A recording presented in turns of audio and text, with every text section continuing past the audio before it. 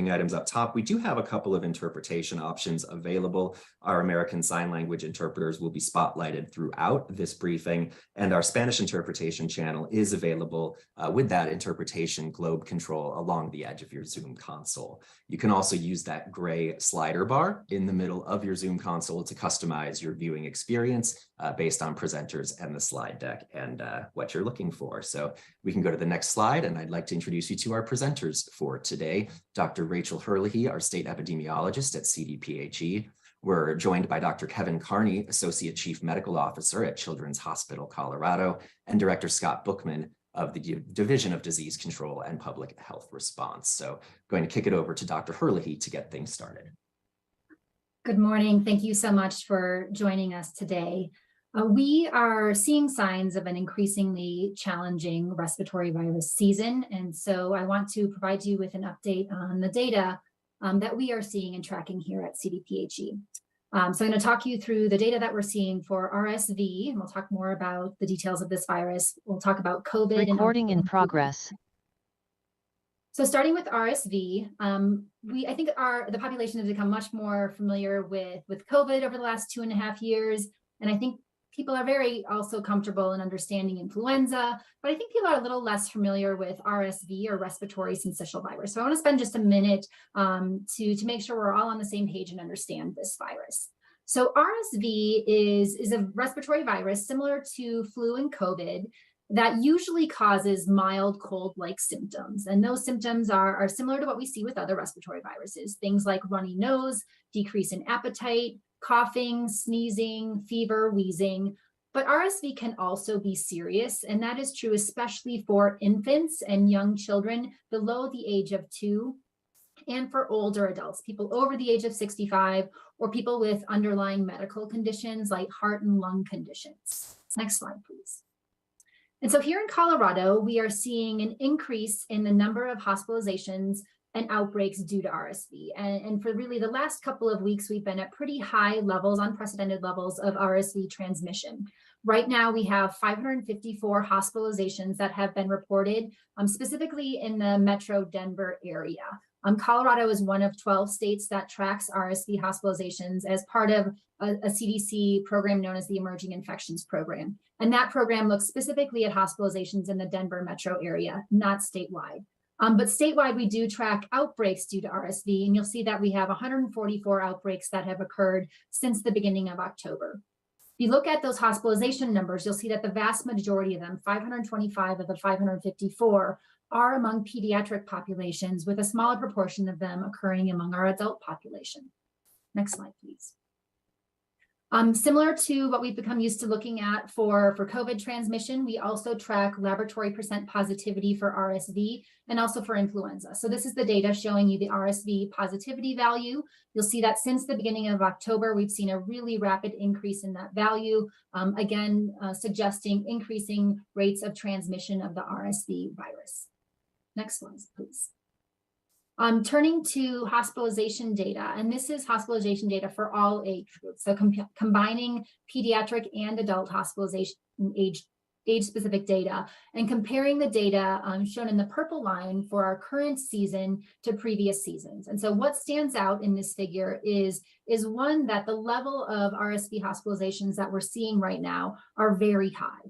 It's earlier than usual to see levels of hospitalizations this high, and also much higher than we typically see. So a pretty unusual and severe RSV season that we're experiencing currently.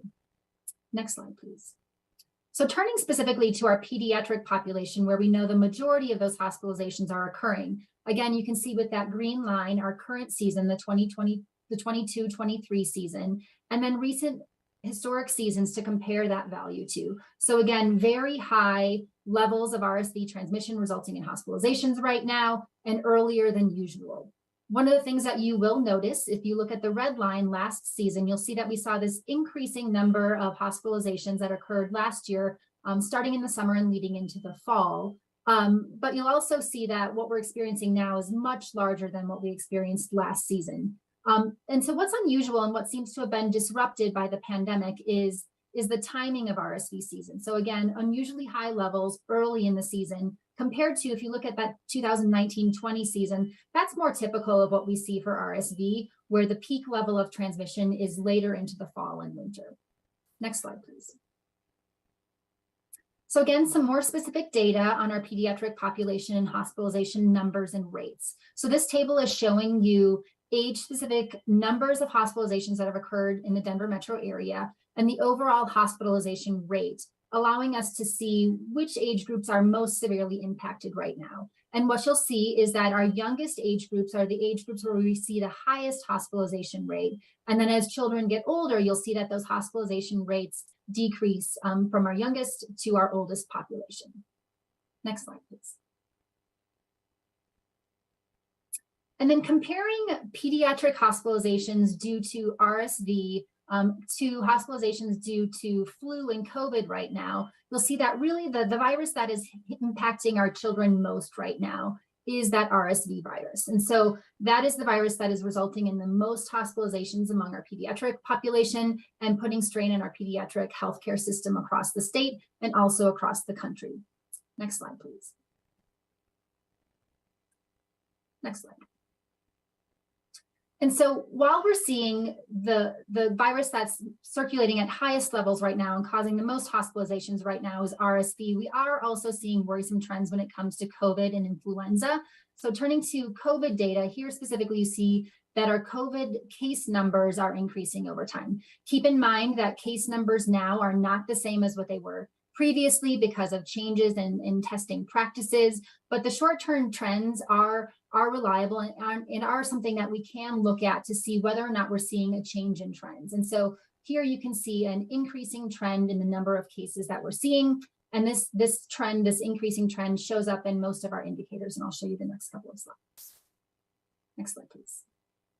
So again, similar to our case data where we're seeing an increased number of cases, we're also seeing our percent positivity value increase. You can see a very steep increase in the proportion of tests for COVID-19 that are coming back positive over the last couple of weeks. Again, another indicator that COVID-19 transmission is increasing here in Colorado.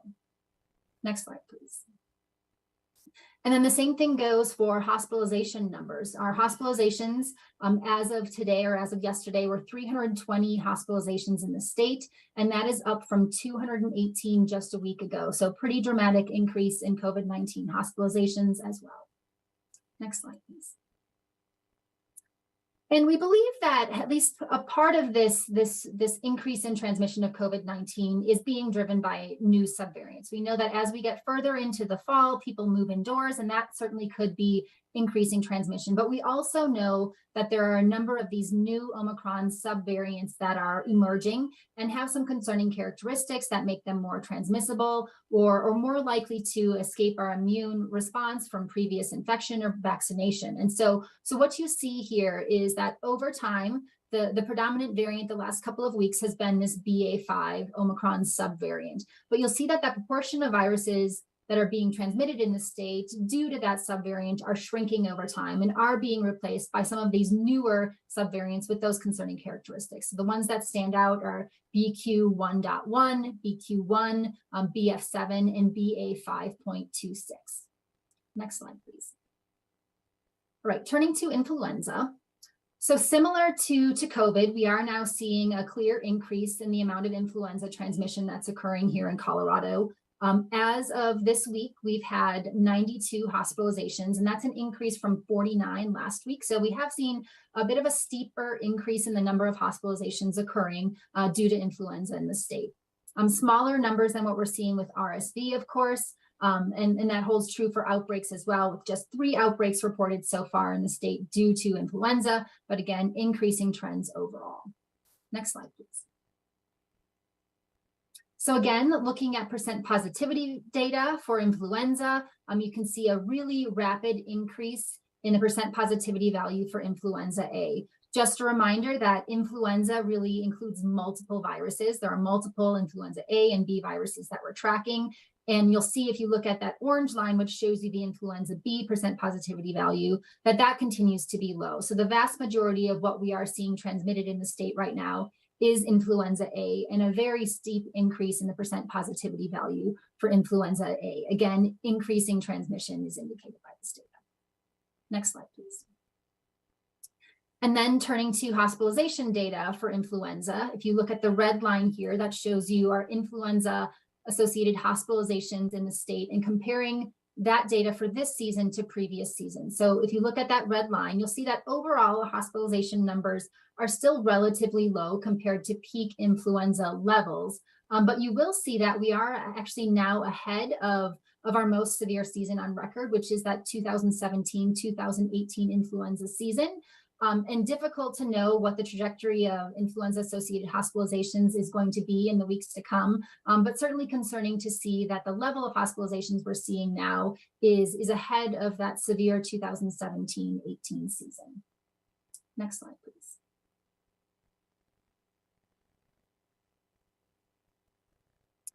So turning to prevention strategies. So we know that there are a number of things that we can do to prevent transmission of respiratory viruses. Obviously, most important is going to be vaccination. We know that vaccination is the best strategy to prevent influenza and COVID-19 infections, especially severe infections. The flu and COVID vaccines are effective and safe vaccines, and anyone 6 months and older can get vaccinated for flu and COVID-19. Of course, important to remember that you can get both your influenza vaccine and a COVID vaccine, including the new Omicron dose at the same visit. Encouraging people to stay home when they are sick is critically important. I think that people often misunderstand that a mild illness that they might have, something that feels like a cold, that exact same virus can go on to cause severe illness in someone else. So a mild infection in me or you can translate to a life-threatening infection in a young child or an older adult. So again, especially important to stay home and not visit individuals who might be at greater risk of severe disease, including immunocompromised people, older adults, young children, and infants. Other things that we've learned in the last 2.5 years that can prevent transmission of respiratory viruses include things like frequent hand washing and proper hand hygiene techniques. So washing your hands regularly with soap and water for at least 20 seconds or using alcohol-based hand sanitizer. Next slide, please.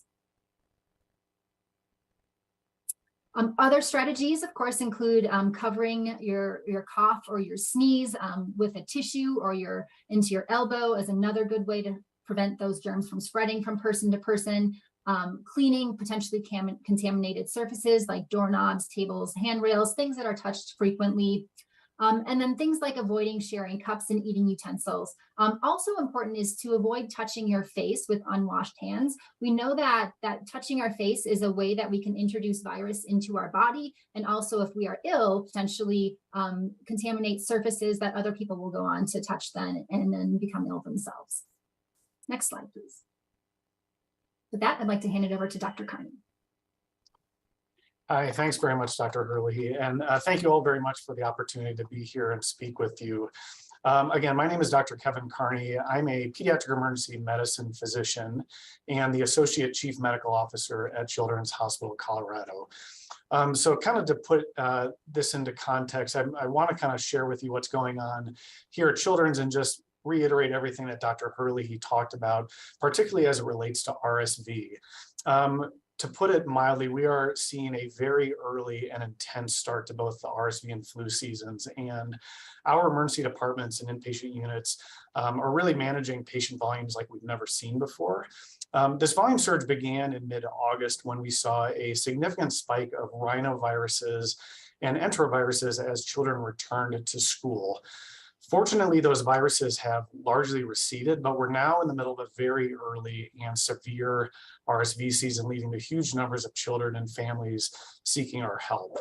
As Dr. Hurley mentioned, RSV is a well-known leading cause of respiratory illnesses in children and adults. And as she mentioned, in adults, it often causes nothing more than a cold. However, it can be much more serious in children and is often most severe in babies under 1 year of age. It's in fact the most common cause of a pediatric condition called bronchiolitis, a condition in which children may develop, as she mentioned, a harsh cough, wheezing, difficulty breathing, and sometimes decreased oxygen levels. Fortunately, most children with RSV bronchiolitis do not need to be admitted to the hospital, but for those that do, they often need oxygen support, frequent suctioning to help keep their airways clear, and hydration support. And indeed, some children do become sick enough that they need to be admitted to intensive care units for increased respiratory support. So first, it's important to know that we are in pediatrics very used to treating children with bronchiolitis, and we're used to managing increased patient volumes during a normal respiratory season, which historically is between January to March. What's different this year is how early and severe this respiratory season has been for the children in our community. And it's truly like nothing we've ever seen before at Children's Hospital of Colorado. Our inpatient floors and intensive care units have been functioning at or above their maximum capacity for several weeks, and our emergency departments are seeing a record volume of patients. In fact, the number of patients seeking care in our emergency departments on a daily basis has been on average 30% higher than even the busiest of days in previous respiratory seasons. I do want to stress that while we're experiencing higher volumes than we've ever seen, our team members are working tirelessly to ensure every patient is treated with the best possible care. So we've responded by implementing our normal surge tactics and additional measures to accommodate the influx of patients coming to the hospital. We've reallocated beds and we've expanded inpatient care areas across our system. We've engaged additional contract team members, including travel nurses and respiratory therapists, who can assist with the surge of patients across our system. And while we always try to avoid doing so, we have had to postpone some non-urgent surgeries and procedures for children. We do recognize that these postponements are extremely stressful on patients and their families, and we're working very hard to reschedule them as soon as we can. However, these decisions do help us preserve capacity to care for the patients who are very sick and need care immediately, helps us avoid hospital overcrowding, and ensures we have enough team members on hand to provide safe and proper care for every patient. Despite all these efforts, patients and their families are currently experiencing significantly longer wait times in our emergency departments due to the sheer volume of people seeking care. If your child is sick or you think they may have RSV, we want to encourage families to call their child's doctor as early as possible to determine if they should receive care at home, be seen in the doctor's office or urgent care, or if they should go to the emergency department.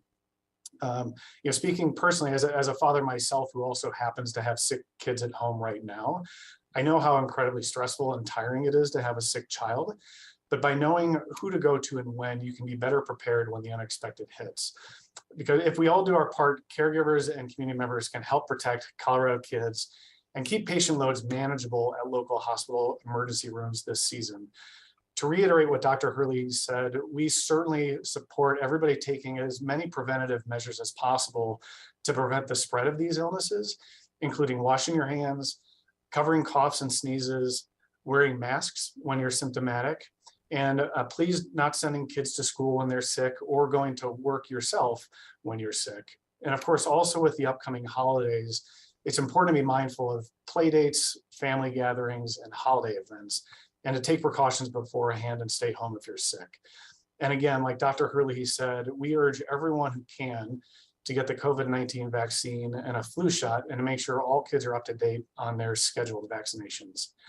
So in closing, local families in hospital emergency rooms continue to get hit very hard right now with RSV and COVID-19, and very soon influenza. And it's not showing signs of letting up. So it's important for all of us to be aware of this to help protect the most vulnerable members of our community, which include our children. I do want to mention that the families can still depend on us, and Children's Hospital Colorado is very grateful to CDPHE and the partners we're working closely with, including schools, partner hospitals, and policymakers for helping keep our kids safe. You can find additional resources on our website at childrenscolorado.org/RSV info. And I'm happy to turn this over to Scott Bookman from CDPHE. Thank you, Dr. Carney, and thank you all for joining us here today. I do want to take a moment to thank and acknowledge all of the healthcare providers who are on the front lines. It is yet another unprecedented impact on our healthcare system that we are seeing at this time. And the nurses, the respiratory therapists, the providers, our pre-hospital providers who are all working around the clock to provide the best care possible deserve our gratitude and our recognition. And so I'm going to give a little bit of an update today on where we are in our response, and want to start by looking at our flu doses administered year to date, comparing where we are today to previous years. And I think it's a mixed message. The good news is that we are on par with where we were in 2021, but we are not where we were in 2020. And so we do have an opportunity here to increase our influenza vaccination rates as we head into this flu season. Next slide, please. And so here is a graph showing the total pediatric ICU bed availability in the state of Colorado. This is an incredibly specialized resource, and at normal times, we see an average of about 22 of these pediatric ICU beds available. You can see over the last few weeks the dramatic decrease in the total bed capacity that we have had, and we have been hovering between 0 and 5 pediatric ICU beds available at any given moment over the last several weeks. Next slide. So at CDPHE, we are doing a number of things to ensure that we have a coordinated statewide response to what we are seeing with RSV, COVID, and what we are anticipating to see with influenza. So as they have throughout this pandemic, our hospitals across the state have come together in partnership to ensure that we are using every bed available to serve those in need. And in fact, in the earliest days of COVID, when there was very little impact on children, Children's Hospital came forward and asked how they could help decompress some of the adult hospitals in our state. And that was recognized by our hospital partners just last week in a meeting. And everybody is really coming together here to ensure that we are using all of our beds available. We are looking at transfer processes. We are looking at the availability of EMS resources to move those patients. And we have good partnership in that area. Obviously, we also need to make sure that those who see our kids the most out in society have all of the up-to-date information that they need to prevent the spread of RSV, flu, and COVID.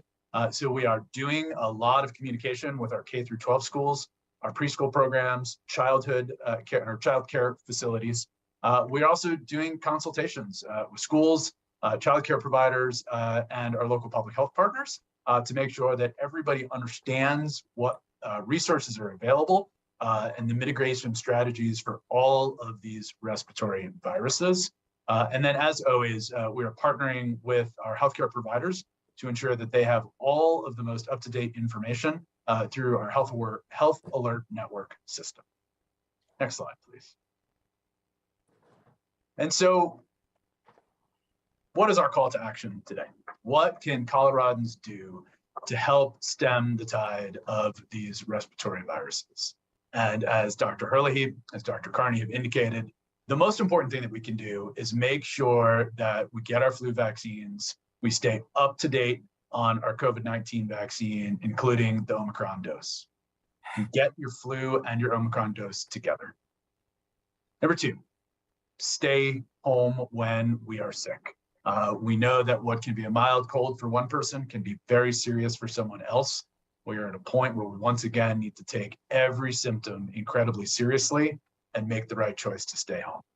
And then finally, if your child is experiencing early symptoms of respiratory illness, call your pediatrician, call your family practice, see where the best place to receive treatment is. But as always, if it is an emergency, call 911 or go to the nearest emergency room to ensure that you get the help for you and your family that you need. With that, Brian, I think I'm turning it back over to you.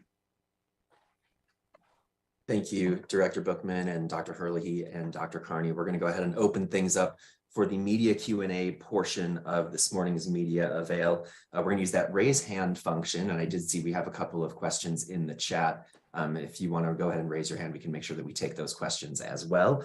You can find that raise hand option along the Zoom console. And let's start with first questions first. Time permitting, we'll come back for some follow-ups or second questions. Please state your name and outlet before asking your question. And anything not answered here, please reach out to me at brian.spencer@state.co.us. Let's go ahead and start with Chris Vanderveen. Hello, everyone. Thanks for doing this. Thanks for the update. Can everyone hear me, by the way? I wanted to ask a question I think is going to be top of mind for a lot of people. What's the best guess as to why the RSV season this year in particular is starting so early, particularly last year after we had a really non-existent respiratory disease season for a lot of these things, particularly flu? Any idea what's going on, what's causing this? Yeah, I can take that question.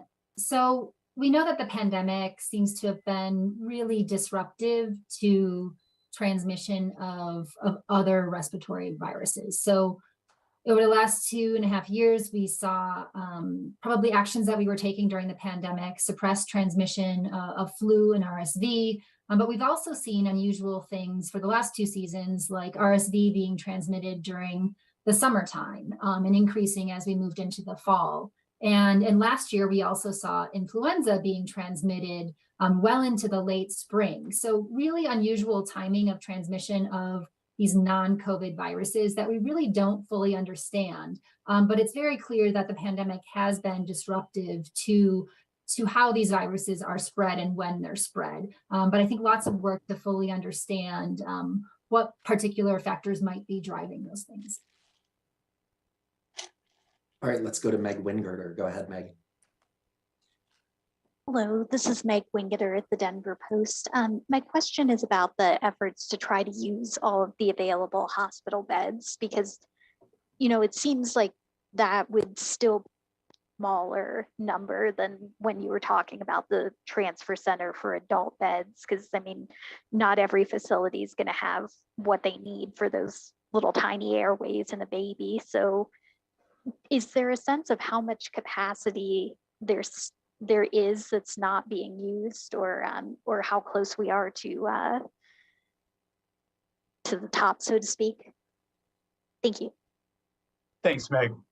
So, we are really seeing great cooperation and coordination between the hospitals. And so what we are doing and what they are doing is ensuring that we are decompressing our pediatric facilities the best that they can.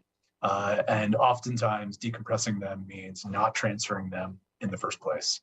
And so we are seeing hospitals that are, would normally only take 18 and over in their adult ICUs. They are decreasing that age down to 15 or 16-year-olds so that those are children that don't need to be transferred to Children's Hospital. Our other facilities are also increasing their own inpatient capacity. They are looking at increasing staff to make sure that they can add beds with those staff. And they are, as Dr. Carney indicated, decreasing some of their scheduled procedures to make sure that staff is available to provide care to those who need it the most. And our facilities will continue to partner with each other daily, twice a day if needed, to ensure that we use every bed possible. All right, let's go to John Daly. Go ahead, John. Hi there. Thanks for taking our questions as always.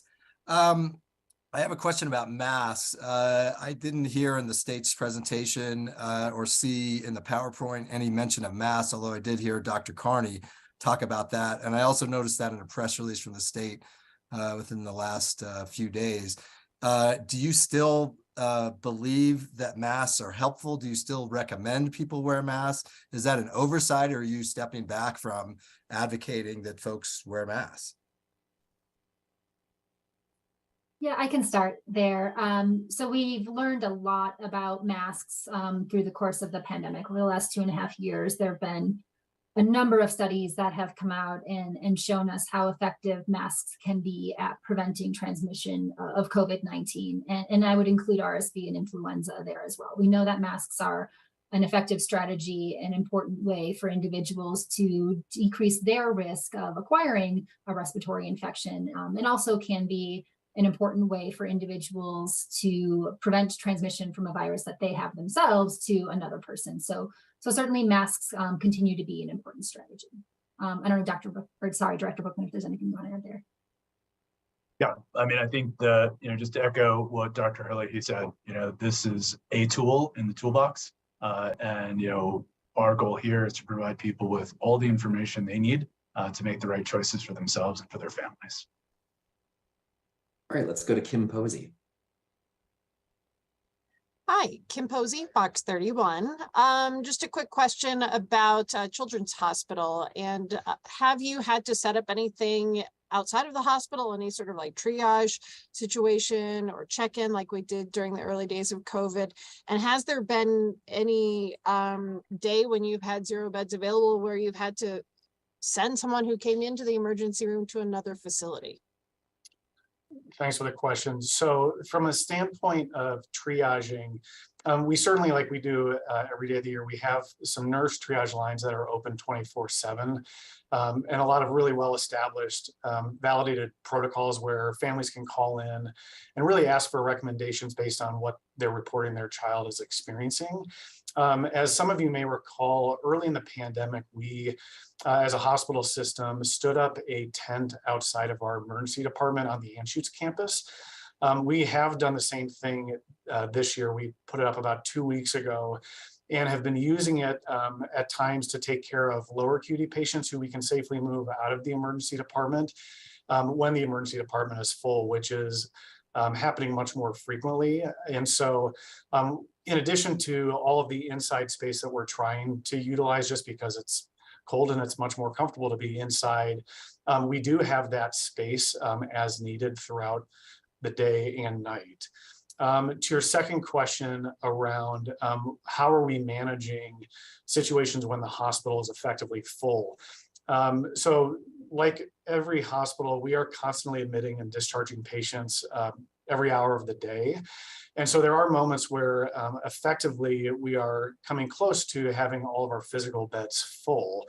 And in those moments, and as mentioned, one of the strategies that we've been looking at is partnering with our adult hospital systems to send other patients who previously may have been admitted here to their inpatient units. So examples might be straightforward cases of appendicitis or asthma exacerbations, or really other situations where a patient isn't felt to necessarily need pediatric subspecialty expertise at that moment. Our adult hospital colleague partners have really been helpful with this. And we also, in addition to that, as a system, because we have 4 hospitals between Anschutz campus, our North Campus, South, and Colorado Springs, we are every day looking at where the biggest needs are and where the patients need to be essentially moved from to help with their emergency department operation. So as a system, we are very frequently having to move patients to other units within our hospitals. All right, let's go to Bill Folsom. Go ahead, Bill. Yeah, I was looking for one of the doctors to maybe reiterate the stay home portion. I did an interview last week with somebody who had experienced the RSV and said they had avoided crowds and felt like it was so highly contagious. That's how their kid got it. Kind of 2 parts there, that stay home reiteration, but how contagious is RSV and should parents be aware of that? So I will be happy to reiterate. I think just like we learned kind of early in the pandemic, one of the best ways to prevent getting infected with viruses is to avoid situations where you may come into contact with people who have flu, RSV, COVID-19.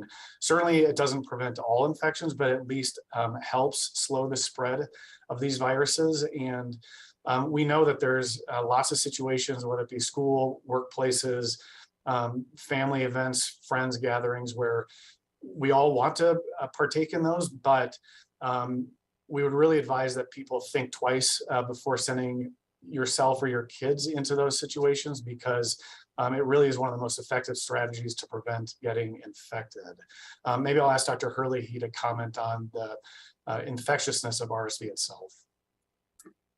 Yeah, so I mean, similar to influenza and COVID, certainly having close contact with an individual is a way that the virus is going to be transmitted from person to person. It's typically going to be through those larger respiratory droplets that don't travel long distances, but certainly being in close proximity to a person who has the respiratory infection is going to be how the virus is transmitted. So as Dr. Carney said, if you are ill, avoiding others is certainly going to be a way for you to protect your family members, other students at school, your coworkers, your community broadly. Can't say enough how important it is for individuals who have respiratory symptoms to stay home. And as we've said a couple of times now, just remembering that a mild infection that you may have could result in a severe infection in a vulnerable individual. All right, do we have any other first questions in the room? Any other outlets that have not asked a question yet? All right, let's go to Dana Knowles. Hi, thank you. Dana Knowles from Rocky Mountain PBS. A couple of questions. So I had one kid, I think it was last week, who got COVID, and we're all vaccinated. And then I had a different kid who got sick but did not have COVID. And my question is, like, with the child without COVID, and I'm sure a lot of parents have the same question too, how long do you ride it out before deciding to take your child to the ER or to the doctor?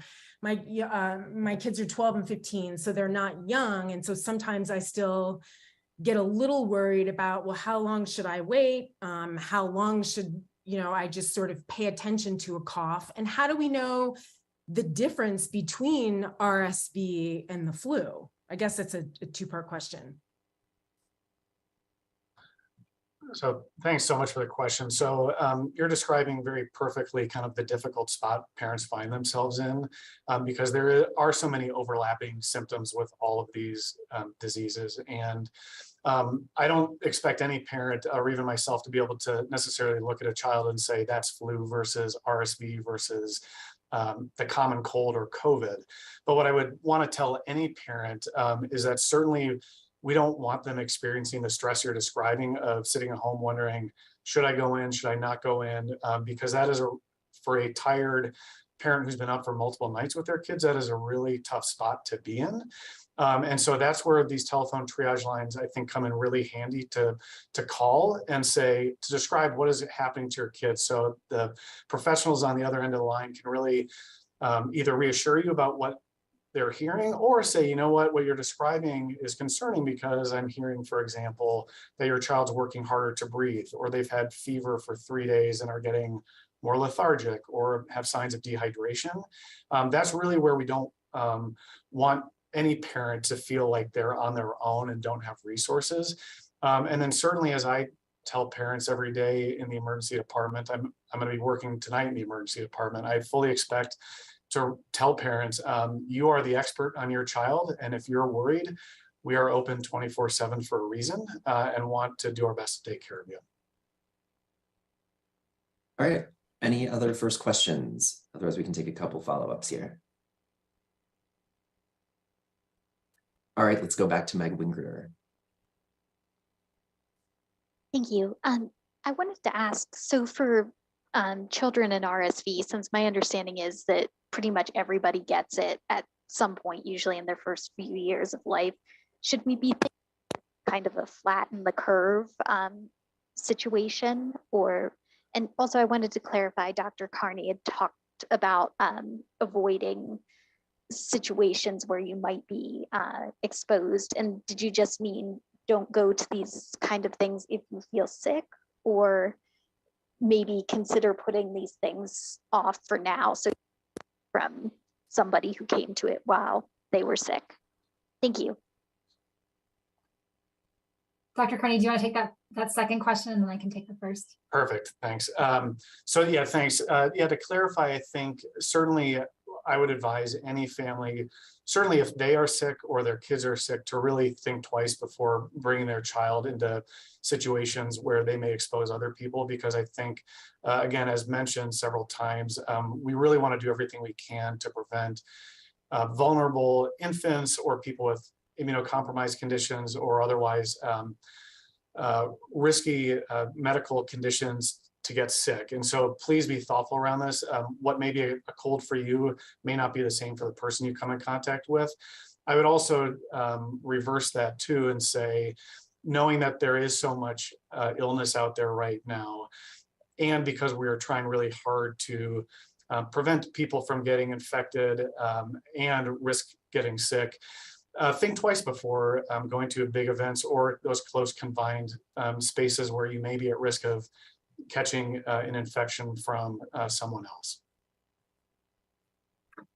And Meg, to your first question. So when we talk about prevention strategies, we obviously want individuals to be protected, right? So all of the things that we do to prevent other people from being exposed or ourselves from being exposed are really to decrease the number of cases and to decrease the suffering, decrease the hospitalizations and severe outcomes that come with an individual being infected. But as you suggested, we also have a population level perspective here, in that the more infections that we can prevent, the less strain there goes on to be on our healthcare system. And so I think there's both individual reasons for covering your cough and washing your hands, but then there's also population level reasons, again, with the most urgent need, of course, being to preserve our healthcare capacity for kids that need that capacity right now.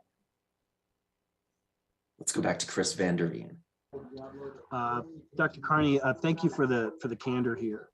We're kind of using terms we haven't used around here for a number of months in terms of unprecedented and hospital capacity coming back. We're also on the front end of this curve where we're going way up and it's very early.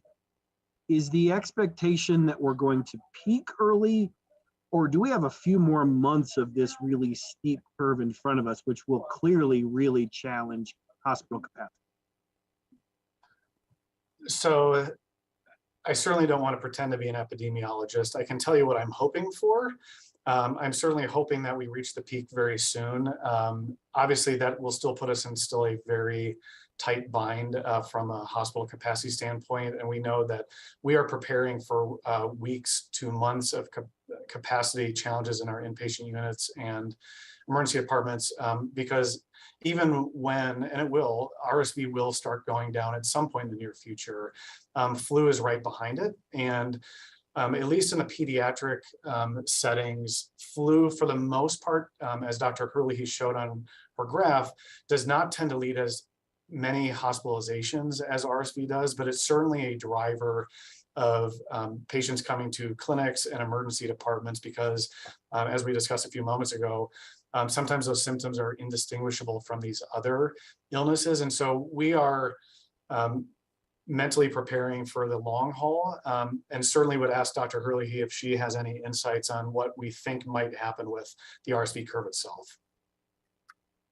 Yeah, so, I mean, really, I think all of these respiratory viruses are unpredictable.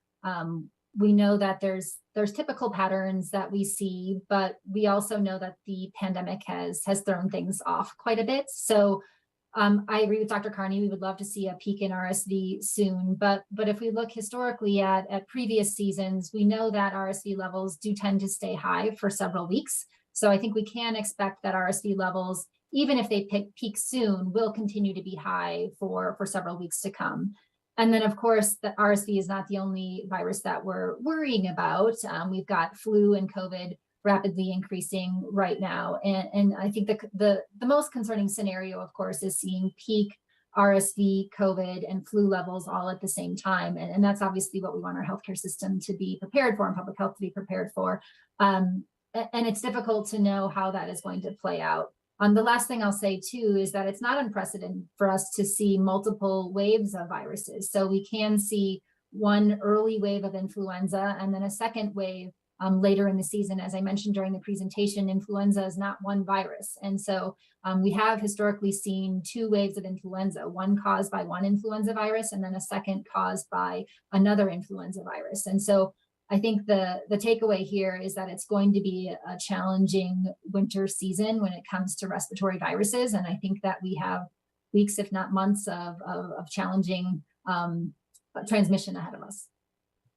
All right, we've got time for one more question. Let's go to John Daly. Dr. Carney, I'm wondering if you could describe a little bit what the busiest times are looking like at the children's ED in terms of everything from wait time, staffing challenges, moving, having to move patients to different either hospitals or different parts of your hospital. I mean, what is that looking like? Yeah, thanks for the question. So all of our emergency departments right now are really functioning at a very high clip and are working extremely hard to take care of the patients that are still coming in the doors, but also those who are still sitting in the emergency department waiting for inpatient beds. I will say that the teamwork and collaboration has been amazing while our teams are working through this, but it has been a challenge. We're very fortunate that our hospital, like many others, are really doing everything we can to bring new resources in. So even this week, we are working to bring more help from kind of outside resources in to help with our staffing challenges, because as alluded to, we at Children's, just like every other healthcare system, has not been immune from what has happened in terms of our workforce over the last 2 years. So our teams are working amazingly hard, picking up lots and lots of extra shifts to help care for these kids. But on any given night in our emergency departments, we will have full waiting rooms. As you can imagine, if you are a parent yourself who's ever been to an ER waiting room with your kid, it is a place full of a lot of stress and crying sick kids. And our teams, when the rooms are full in the ER, we are bringing team members out to the waiting rooms to round and make sure that we're checking in on families, because those waits, which can extend to hours, each minute feels like an hour for a family waiting in an ER like that. And we recognize that, and we're doing everything we can to, one, make sure that the patients are not forgotten and that we are doing everything we can to care for them, and make sure that we're not missing anything that we need to take care of sooner. So it is stressful, but our teams, I think, are really stepping up to the challenge, and we'll appreciate all the help we can get from our community and all the other partners to really do what we can to ride this out the next few weeks and months. Great. Thank you, everyone, for joining us this morning. Thank you to Dr. Carney from Children's Hospital Colorado, Dr. Herlihy, and Director Bookman. If there are any questions that we were not able to get to today or any follow-ups you may have, please feel free to email me at brian.spencer@state.co.us. Thanks again for joining us. Hope you have a great rest of your day.